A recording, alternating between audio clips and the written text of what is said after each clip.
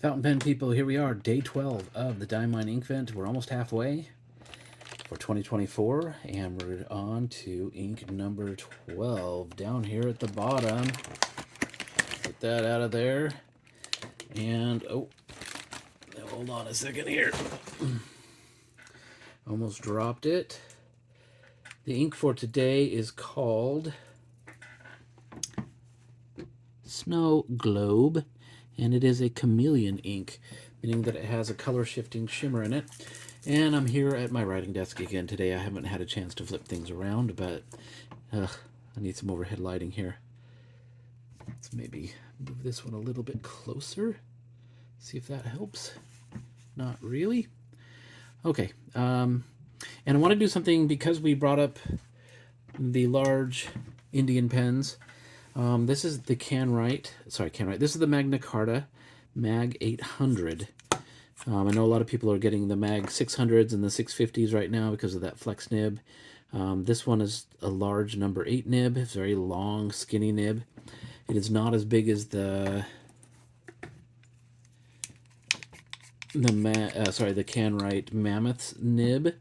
It's as long, but it's not as wide.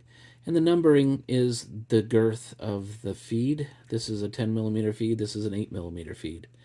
That's why this is a 10 and this is an 8. But they're stainless steel. And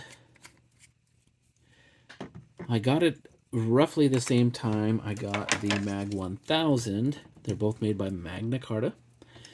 The Mag 1000 is kind of fun because the whole body is made out of ebonite, and it's a very nice black ebonite without some of the inclusions and things that you typically find in Indian ebonite. This stuff is really nice and polished up really well.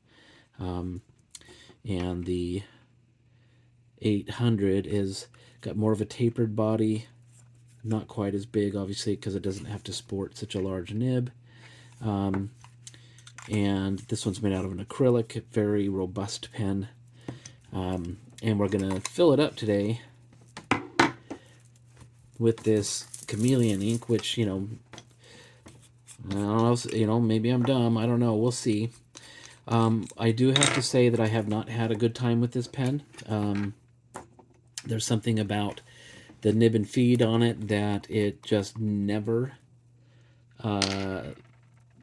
holds the ink the way it should, and it it leaks while you're writing with it. It will leak down and make the writing miserable because it will barf ink like it was an eyedropper, even though it's filled with a converter. And I've used 5 different converters with it, and I've used several different cartridges, and it doesn't seem to make a difference. It just is either a badly executed or a badly designed pen. I'm not sure which of the two, and I'm not the only person out there who has had problems with this pen. There's other people who have the same model, and they've had problems with it too. And I'm sorry, I'm just flooding the feed real quick here to try and get some ink down to the tip. It may not be enough to get it to start writing. Sometimes overcoming the surface tension of the ink and such is difficult to do. But let me, actually, before we start writing, let's do a little swatch on the page like I did yesterday. I thought that was kind of fun. Again, give it a little shake. Get my little Q-tip here. I like to touch the bottom on these shimmery inks so that we get a good representation of the shimmer. It's a nice, I don't know my names of inks. Of colors. It's a nice blue, obviously. It kind of has sort of the royal, the pelican royal blue kind of thing going on. However, one thing I've noticed, because I did swatch this on something else before, just testing out the ink real fast, just to see what the shimmer was. And you can see the blue shimmer right here, but you can also see underneath it that kind of pink halo. This is another one of those multichromal. I think this is something that Diamine is doing right now. Now, the chameleon properties of this one is that you've got a blue shimmer, but in another angle in the light, it's pink.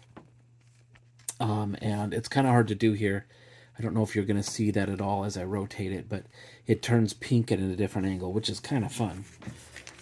And like I say, a lot of these inks are really fun because of all of these different properties they have, and they're always more than meets than the label would indicate. You know, it may say that this is a chameleon, but it's also got other properties. It's got shading. It's got 2 different tones underneath.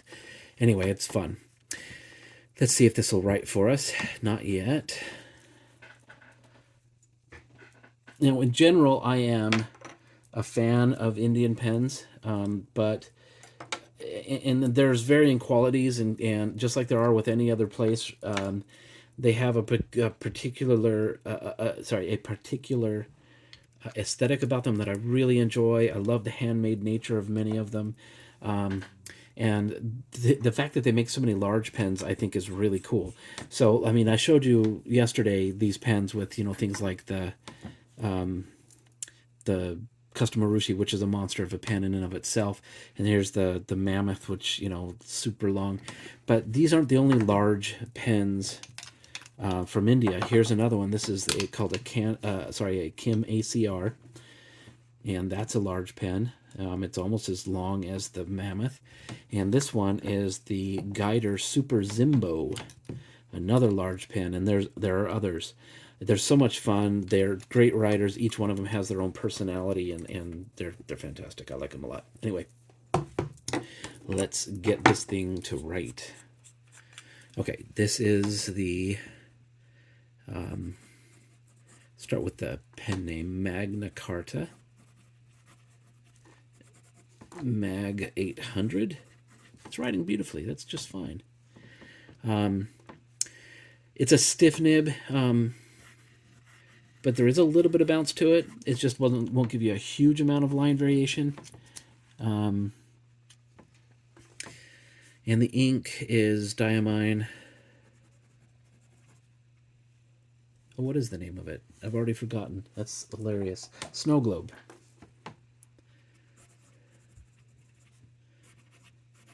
Again, how they come up with the names? I'm surprised they haven't used Snow Globe before, but here we are. Oh, and I can see the pink now. I don't know if you can. Probably not. That's too bad. The angle of the light on it right now on the page, I can totally see the pink shimmer on that instead of the blue.